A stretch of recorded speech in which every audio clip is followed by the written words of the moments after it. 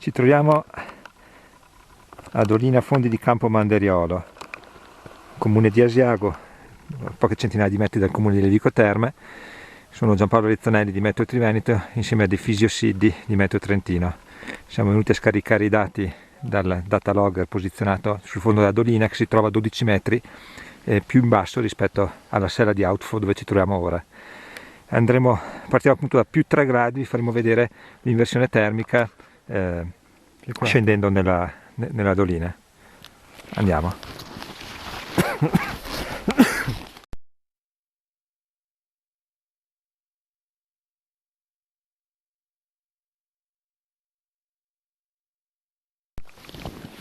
Okay.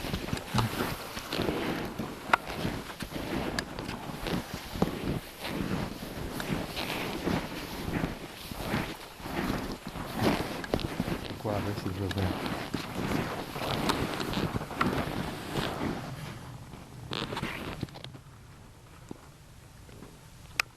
Non siamo ancora sul fondo, ma la temperatura sta scendendo in maniera vertiginosa. E si sente.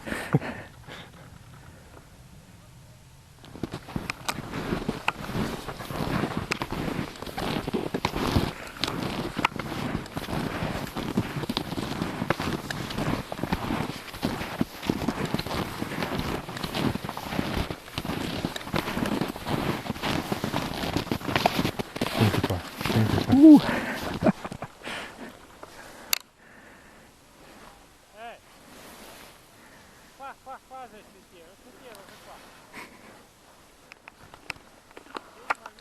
Siamo arrivati sul fondo della dolina, la temperatura è ancora in fase di discesa, siamo a meno 11,3, è l'1 del pomeriggio e come vedete ha battuto di 12 metri circa di 16-17 gradi.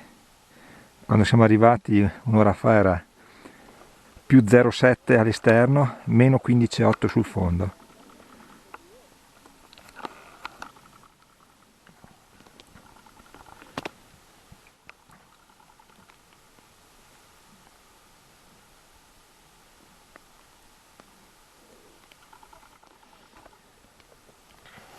Ecco, la temperatura si sta assestando, abbiamo perso praticamente 20 gradi in 12 metri di dislivello. L'effetto dolina è piuttosto incredibile.